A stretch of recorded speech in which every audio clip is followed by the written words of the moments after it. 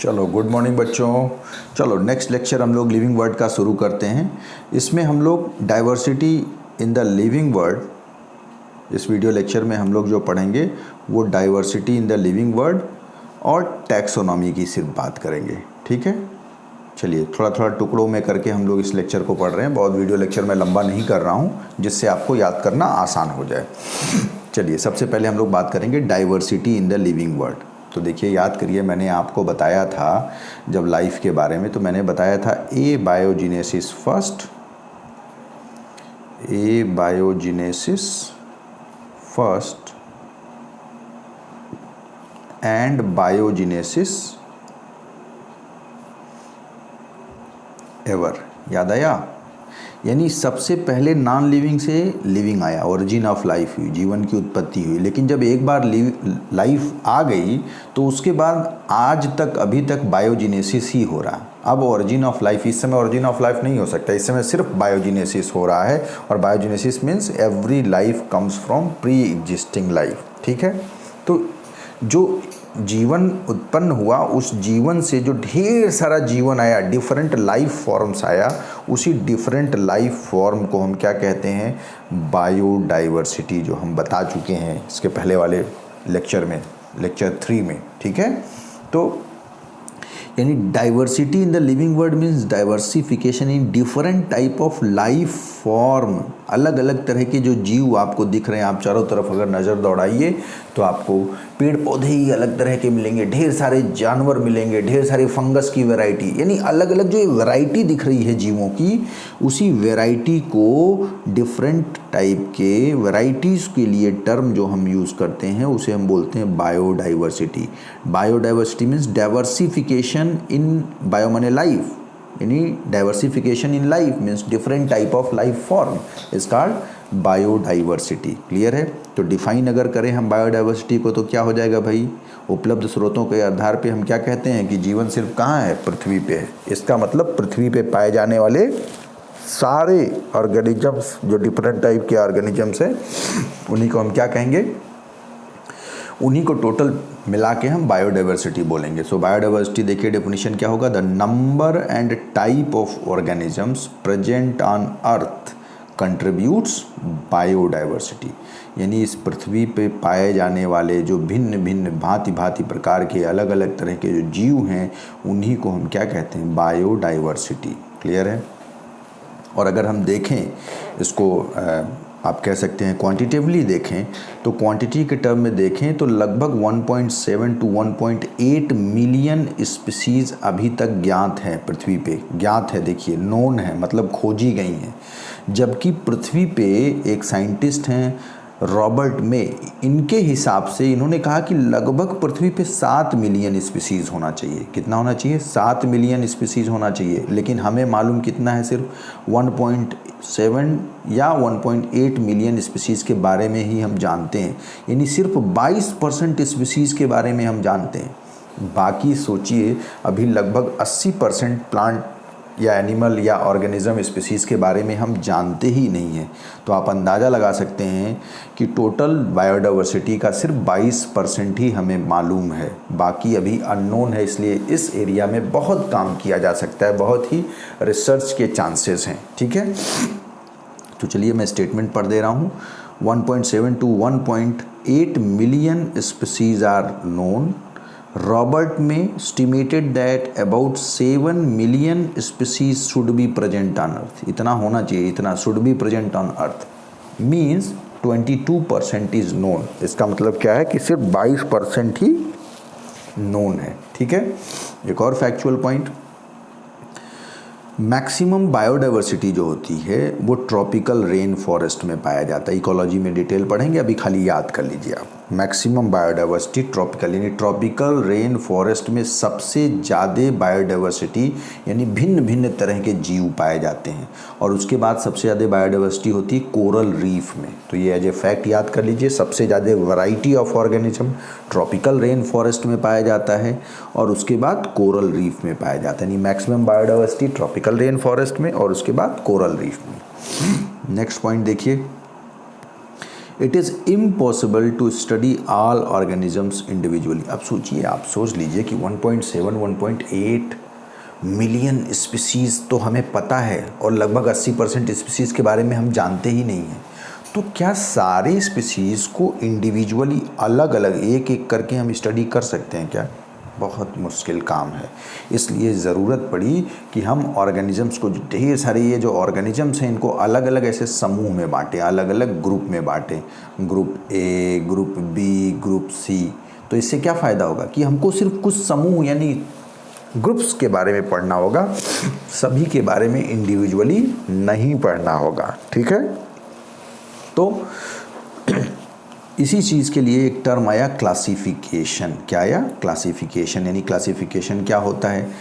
आपके स्टडी को ईजियर बनाने के लिए ऑर्गेनिजम्स को उनकी सिमिलरिटी और डिसिमिलरिटी के आधार पे, जैसे मान लो ऐसे आपने ग्रुप बनाया ए, ये बनाया ग्रुप बी, ठीक है, एक बना लिया ग्रुप आपने प्लांटाया का, एक ग्रुप बना लिया आपने एनिमलिया का। ठीक है, अब मान लीजिए कि प्लांटाया आप तो अभी तो सब मालूम है, उस समय मान लीजिए नहीं मालूम रहा होगा, तो आखिर उन्होंने कोई क्राइटेरिया रखा ना कि वो सारे ऑर्गेनिजम्स जो ऑटोट्रॉफिक अपना भोजन खुद बना लेते हैं उनको ले आओ प्लांटाया में। ठीक है, और जो अपना भोजन नहीं बना पा रहे हैं, जो होलोजोइक न्यूट्रिशन शो कर रहे हैं, उनको ले आओ एनिमलिया में। ऐसे क्राइटेरिया किया होगा। तो ऐसे ऑर्गेनिजम्स को जब समूहों में बांट लिया होगा तो समूह की स्टडी कर लिया, मतलब उस समूह में पाए जाने वाले सारे ऑर्गेनिज्म के कैरेक्टर लगभग एक जैसे होंगे कि नहीं होंगे? जैसे सारे प्लांट्स में सेल वॉल होता है, उनके सेल में, जैसे सारे प्लांट्स ऑटोट्रॉफिक न्यूट्रिशन शो करते हैं, सारे प्लांट्स के सेल में क्लोरोप्लास्ट होता है। इस तरीके से सिमिलरिटी होगी कि नहीं होगी? तो इसीलिए एक एक इंडिविजुअल को अलग अलग स्टडी ना करना पड़े, अपने ऑर्गेनिजम्स के स्टडी को आसान बनाने के लिए एक, आप कह सकते हैं, ऑर्गेनिजम्स को ग्रुप करने का एक सिस्टम इवॉल्व हुआ जिसे हम कहते हैं क्लासिफिकेशन। यानी क्लासिफिकेशन क्या है? To make study easier, organisms are grouped into different groups on the basis of their similarities and dissimilarities. यानी grouping of organisms on the basis of their similarity and dissimilarity is called classification. Simple, समूहों में बांटना, इसी को हम क्या कहते हैं? क्लासिफिकेशन। एक और अच्छा एग्जाम्पल हम देते हैं बच्चों को कि देखो, मान लो अगर एक स्कूल है आप, तो उस स्कूल में मान लो आपको 2000 संख्या है बच्चों की, आप कोई डेटा कलेक्ट करना चाहते हो, या आप मान लो हाइट, वेट या कुछ इस तरह से एक सैम्पलिंग आप कोई स्टडी करना चाहते हो, तो आप 2000 बच्चों का, एक एक बच्चे का अगर इंडिविजुअल स्टडी करी तो बहुत टाइम लगेगा। लेकिन उसी स्कूल में जब बच्चे प्रेयर में खड़े होते हैं, और उसी स्कूल के बच्चे जब प्लेग्राउंड में खड़े होते हैं, ध्यान दीजिएगा, तो जब खेल के मैदान में यानी प्लेग्राउंड में बच्चे खड़े होते हैं, तब सारे क्लास के बच्चे एक साथ खेल रहे होते हैं, 6th भी, 7th भी, 9th भी, 12th भी। तो प्लेग्राउंड में उन बच्चों के बारे में कोई एनालिसिस या कोई कंक्लूज़न ड्रा करना आसान होगा कि जब बच्चे प्रेयर में खड़े होते हैं। डेफिनेटली जब बच्चे प्रेयर में खड़े होते हैं तो 6 की एक अलग लाइन, 7th की एक अलग लाइन, 8th की एक अलग लाइन, 9th की एक अलग लाइन। तो भाई 6 क्लास के जो बच्चे एक रो में खड़े हैं, आप सोचिए 2000 बच्चों को, अगर मान लीजिए 6 to 12th का स्कूल है, तो 2000 वो बच्चे प्लेग्राउंड में रैंडमली घूम रहे हैं, दौड़ रहे हैं, भाग रहे हैं, खेल रहे हैं। उन 2000 बच्चों के बारे में कोई कंक्लूजन आप आसानी से नहीं ड्रा कर सकते, और एक एक को स्टडी करना बहुत मुश्किल है। ठीक है, या कह सकते हैं बहुत ज़्यादा समय लगेगा। लेकिन अगर 6 to 12th का स्कूल है तो सारे बच्चे 7 ग्रुप्स में डिवाइड हो जाएंगे। यानी अगर 6 to 12 अगर देखें तो कुल 7 ग्रुप्स होंगे।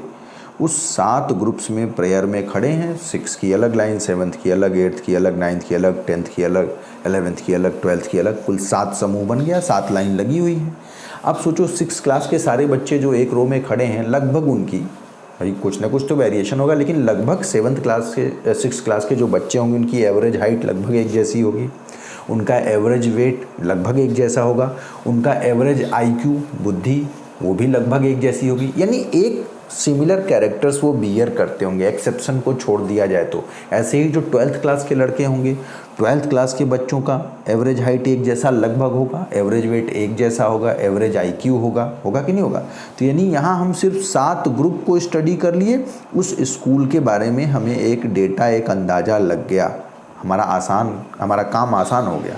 लेकिन अगर हम एक एक बच्चे को करते तो बहुत मुश्किल काम था। तो यहाँ तो सिर्फ मैंने एग्जाम्पल 2000 के दिया। वैसे ही सोचो, ये जो अर्थ पे भगवान ने स्कूल बनाया है, जिसमें ढेर सारे ऑर्गेनिजम्स हैं, जिसमें 1.7 to 1.8 मिलियन स्पीसीज़ है, तो स्पीसीज़ हुए, एक स्पीसीज़ में इंडिविजुअल की पॉपुलेशन कितनी होगी सोचो।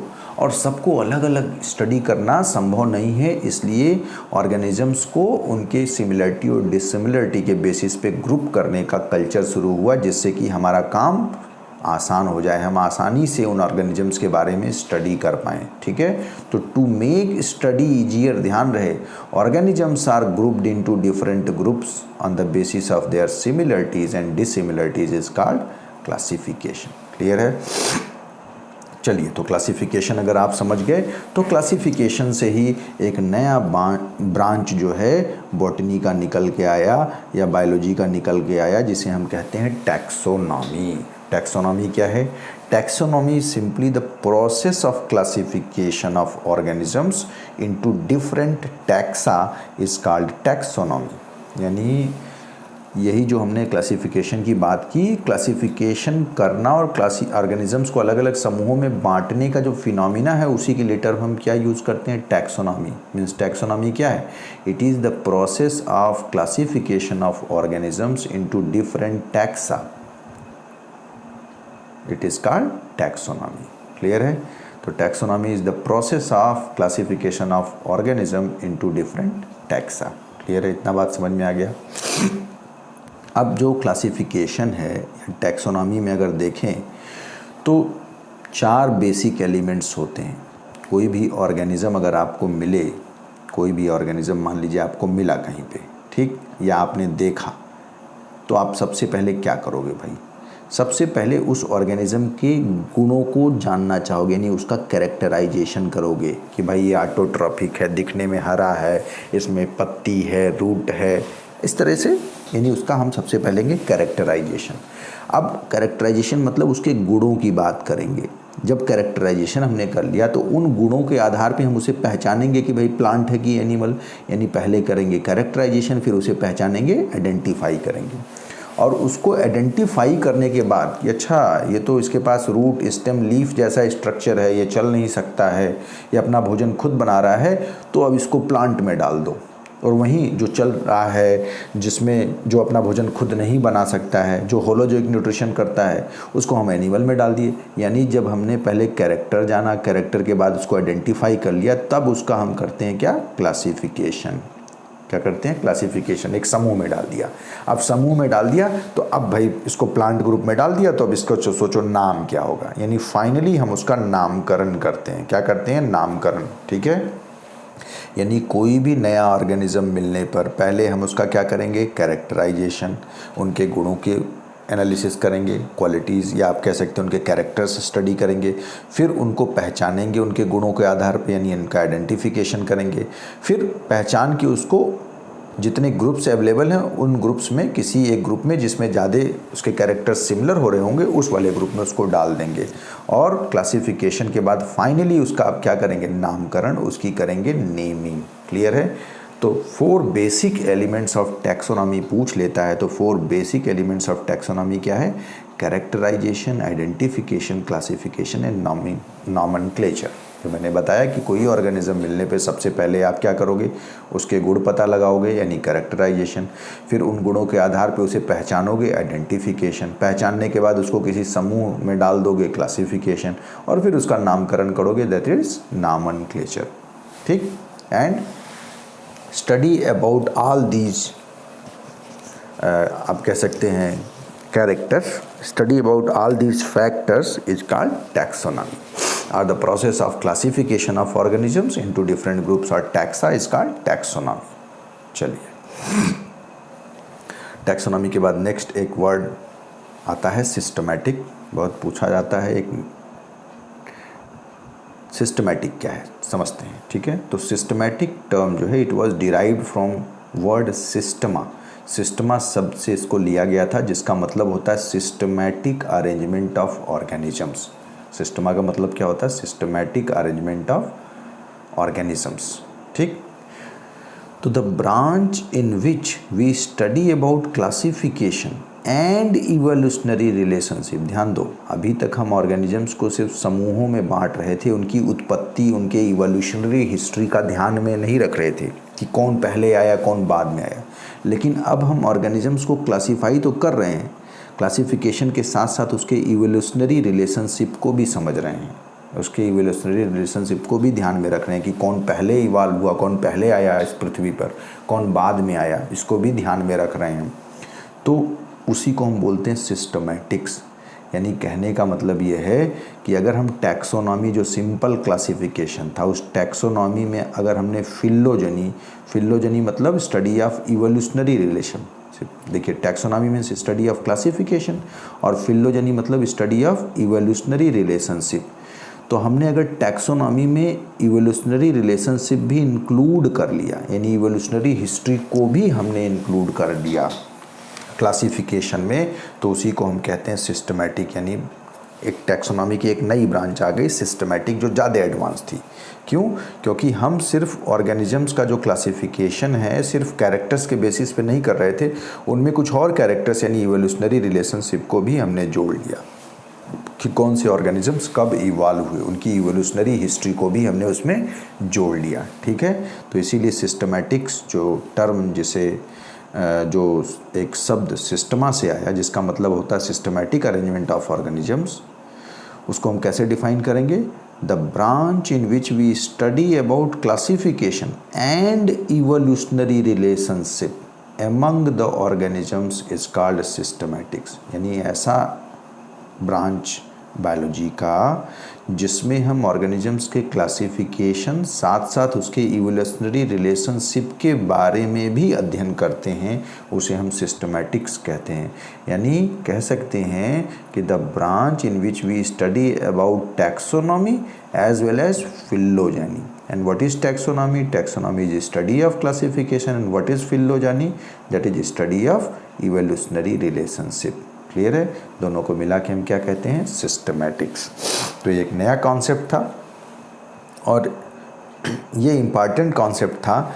ये आपको समझ में आ जाएगा एक स्टेटमेंट जो तख्ताजान ने दिया था। तख्ताजान एक साइंटिस्ट थे जिन्होंने एक स्टेटमेंट दिया। इन्होंने कहा कि taxonomy without phylogeny is just like bone without flash.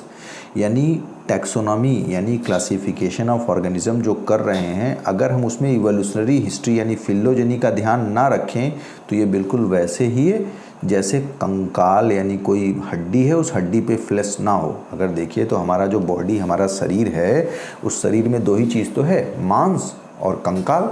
तो अगर मांस को अलग कर दीजिए तो भी आपका शरीर पूरा नहीं होगा, कंकाल को अलग कर दीजिए, हड्डी को अलग कर दीजिए तो भी पूरा शरीर नहीं है, ठीक है। यानी आप कह सकते हैं कि क्लासिफिकेशन तब कंप्लीट होगा जब हम क्लासिफिकेशन किसके आधार पे करें? इवोल्यूशनरी हिस्ट्री के आधार पे, फिलोजेनी के आधार पे करें। इसीलिए टैक्सोनॉमी विदाउट फिलोजेनी को इन्होंने क्या कहा? It is just like bone without flesh, ठीक है।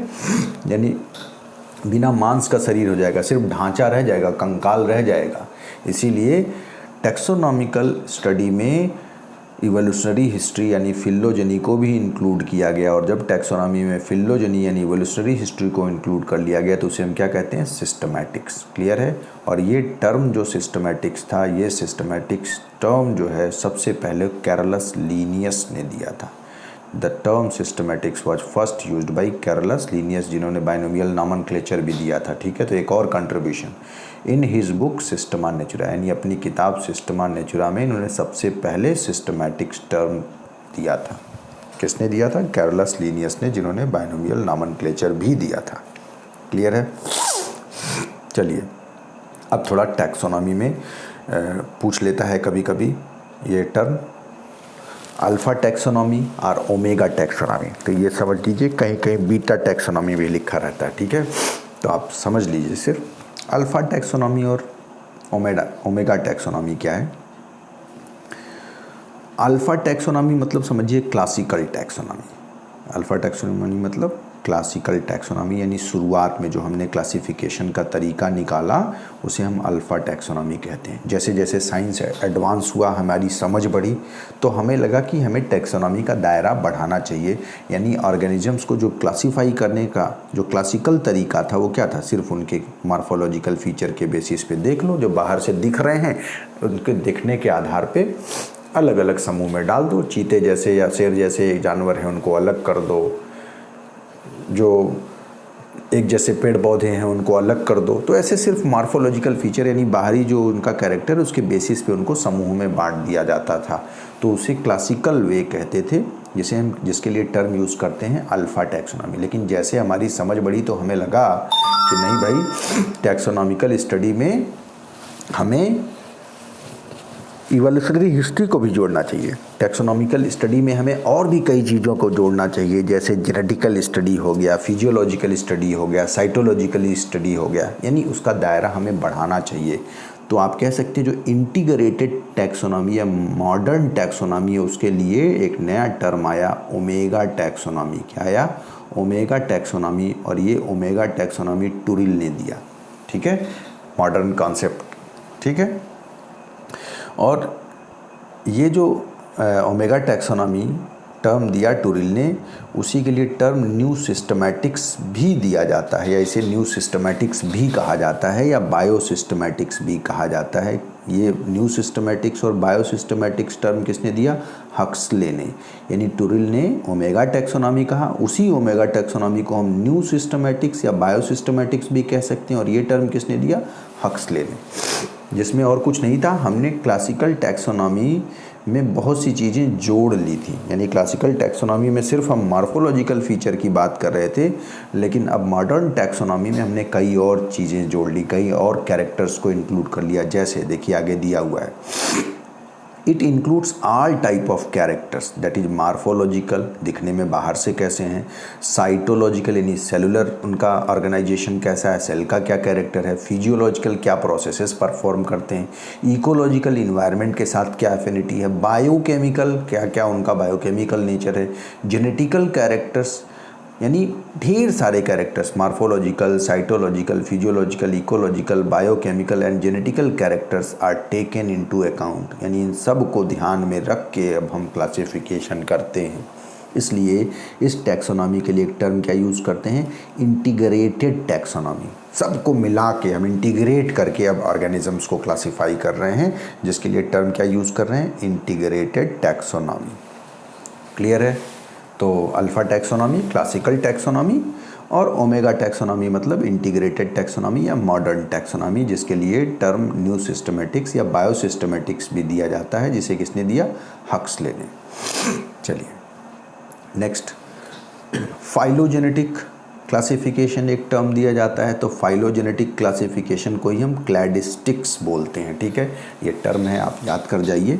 तो फाइलोजेनेटिक क्लासिफिकेशन जैसे नाम हुआ तो आपको तुरंत समझ में आ गया होगा, हालांकि क्लैडिस्टिक्स आपको याद करना पड़ेगा। तो ऐसे समझिए, फाइलोजेनेटिक क्लासिफिकेशन मतलब ऐसा क्लासिफिकेशन जिसमें हम फाइलोजेनेटिक कैरेक्टर्स यानी इवोल्यूशनरी कैरेक्टर्स को ध्यान में रख के क्लासिफिकेशन कर रहे हैं।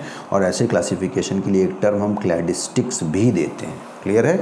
तो फाइलोजेनेटिक क्लासिफिकेशन या क्लैडिस्टिक की डेफिनेशन देखिए, the classification based on evolutionary as well as genetic relationship among the organism. Evolutionary के साथ साथ जो जेनेटिक कैरेक्टर्स, जेनेटिक रिलेशनशिप है, उनको ध्यान में रख के जो हम क्लासिफिकेशन करते हैं उसे हम फाइलोजेनेटिक क्लासिफिकेशन या क्लैडिस्टिक्स कहते हैं, ठीक है।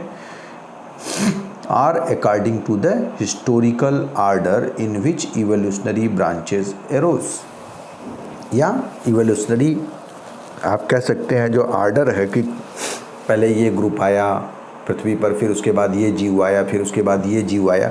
जो अलग अलग जीव जैसे जैसे पृथ्वी पर उनकी उत्पत्ति हुई, जैसे जैसे वो इवॉल्व हुए, उसको ध्यान में रख के जो क्लासिफिकेशन हम करते हैं उसे हम फाइलोजेनेटिक क्लासिफिकेशन कहते हैं, ठीक है। तो आगे देख लीजिए statement, according to the historical order or in which evolutionary branches arose. इसीलिए इसके लिए एक और टर्म यही, इसे हम न्यू सिस्टमैटिक्स या बायोसिस्टमैटिक्स भी कहते हैं, ठीक है। यानी हम इसे ओमेगा टैक्सोनॉमी भी कह सकते हैं जो टुरिल ने कहा था, या इंटीग्रेटेड टैक्सोनॉमी भी कह सकते हैं, ठीक है। तो ये एक नया टर्म क्लैडिस्टिक्स था जो स्पेसिफिकली फाइलोजेनेटिक क्लासिफिकेशन के लिए आया। हालांकि आप कह सकते हैं कि ये न्यू सिस्टमैटिक्स या बायोसिस्टमैटिक जैसा ही है, ओमेगा टैक्सोनॉमी जैसा ही टर्म है, ठीक। चलिए नेक्स्ट, टैक्सोनॉमी में दो और टर्म यूज़ किया जाता है।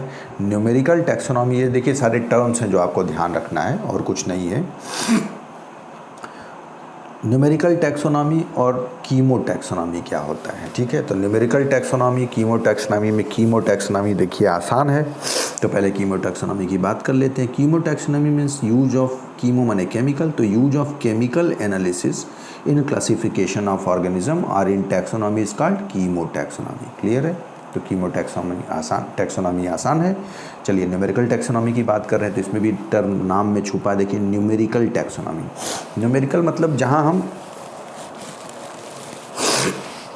इसके लिए एक और टर्म यूज़ करते हैं न्यूमेरिकल टैक्सोनॉमी के लिए, फिनेटिक टैक्सोनॉमी भी इसके लिए टर्म यूज़ करते हैं, ठीक है। तो न्यूमेरिकल टैक्सोनॉमी या फिनेटिक टैक्सोनॉमी में देखिए क्या होता है, यहाँ नाम में छुपा है न्यूमेरिकल। न्यूमेरिकल मतलब नंबर्स, एक तरह से कह सकते हो। तो जहाँ हम ढेर सारा कैरेक्टर्स, किसी भी मान लीजिए कोई ऑर्गेनिज्म है, तो इस ऑर्गेनिज्म ए के ढेर सारे कैरेक्टर जितने हो सकते हैं, एज पॉसिबल एज ढेर सारे कैरेक्टर्स को हम अगर स्टडी करें और उन सारे कैरेक्टर्स, मान लीजिए 1 2 3 4 5 6 7 8 9 कैरेक्टर्स को ध्यान में रख के हम ए को क्लासीफाई कर रहे हैं, और इन 9 कैरेक्टर्स को हम इक्वल वेटेज देते हैं। यानी वो मोड ऑफ क्लासिफिकेशन जिसमें हम किसी ऑर्गेनिज्म के ढेर सारे कैरेक्टर्स को, न्यूमेरिकल टैक्सोनॉमी इसलिए कह रहे हैं ढेर सारे कैरेक्टर्स, यानी ए नंबर ऑफ कैरेक्टर्स को इन्वॉल्व करते हैं और सारे कैरेक्टर्स को इक्वल वेटेज देते हुए क्लासिफिकेशन करते हैं, तो उसे हम बोलते हैं न्यूमेरिकल टैक्सोनॉमी और फिनेटिक टैक्सोनॉमी। क्लियर है, फिनेटिक टैक्सोनॉमी और न्यूमेरिकल टैक्सोनॉमी। देखिए डेफिनेशन में पढ़ रहा हूँ, numerical taxonomy of similar numerical evaluation, numerical evaluation, numerically हम कर रहे हैं इवैल्यूएशन कि 10 कैरेक्टर मिल रहा है, कि 20 कैरेक्टर मिल रहा है, कि 50 कैरेक्टर मिल रहा है, न्यूमेरिकल बात कर रहे हैं। यानी numerical evaluation of similarities and dissimilarities between species, so all possible characters are included. ये दूसरा पॉइंट है, मतलब ये कह रहा है कि मान लीजिए आपने किसी स्पीसीज़ का 50 कैरेक्टर का एक समूह बना लिया, आपको कोई एक नया जीव जेड मिला।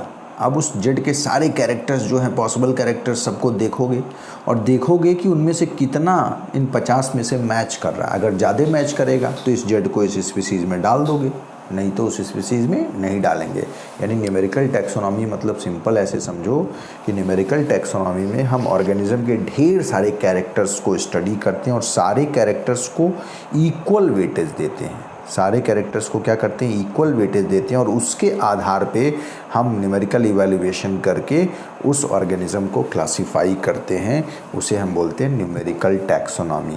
क्लियर है। So numerical evaluation of similarities and differences between species is called numerical taxonomy, और classification of organisms on the basis of numerical evaluation of similarities and dissimilarities is called numerical taxonomy। Clear है।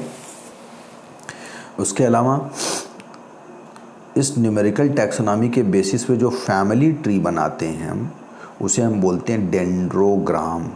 ठीक है, ये पूछता है dendrochronology और dendrogram, दो term मिलता जुलता है बॉटनी में। डेंड्रोक्रोनोलॉजी जो टर्म यूज़ करते हैं, देखो यहाँ जान लो, क्रोनोलॉजी। ठीक है, तो डेंड्रोक्रोनोलॉजी जो टर्म यूज़ करते हैं बॉटनी में, ये हम यूज़ करते हैं जो वुडी ट्री हैं, जो वुडी ट्री हैं, उन वुडी ट्री में एनुअल रिंग्स पाया जाता है। आप लकड़ी देखो, अगर काटो तो ऐसे ऐसे उसमें ऐसे रिंग पाए जाते हैं, इसे एनुअल रिंग्स कहते हैं, जिसके आधार पे हम इस पेड़ का उम्र पता लगा सकते हैं। जनरली 1 साल में एक एनुअल रिंग बनता है, ठीक है। तो study of woody tree, study of age of woody tree on the basis of annual ring is called dendrochronology, यानी पेड़ के उम्र का पता लगाना, कितने साल का है उसका उम्र पता लगाना on the basis of annual ring, उसे बोलते हैं डेंड्रोक्रोनोलॉजी, ठीक है। जबकि डेंड्रोग्राम जो मिलता जुलता टर्म है, डेंड्रोग्राम क्या है? It is family tree, it is family tree based on phonetic classification और न्यूमेरिकल टैक्सोनॉमी, ठीक है। तो न्यूमेरिकल टैक्सोनॉमी के बेसिस पे जो फैमिली ट्री बनती है उसे हम बोलते हैं डेंड्रोग्राम। जबकि डेंड्रोक्रोनोलॉजी किसे बोलते हैं? एनुअल रिंग के बेसिस पे वुडी ट्री की उम्र का पता लगाना डेंड्रोक्रोनोलॉजी कहलाता है। क्लियर है? तो ये आपका टैक्सोनॉमी क्या है, न्यूमेरिकल टैक्सोनॉमी क्या है, ओमेगा टैक्सोनॉमी क्या है, कीमो टैक्सोनॉमी, फिर आपका फिनेटिक टैक्सोनॉमी, सिस्टमैटिक्स क्या है, ये ढेर सारे टर्म जो टैक्सोनॉमी से मिलते जुलते हैं ये हमने पढ़ लिया, ठीक है। बाकी हम लोग नेक्स्ट लेक्चर में पढ़ेंगे। Thank you.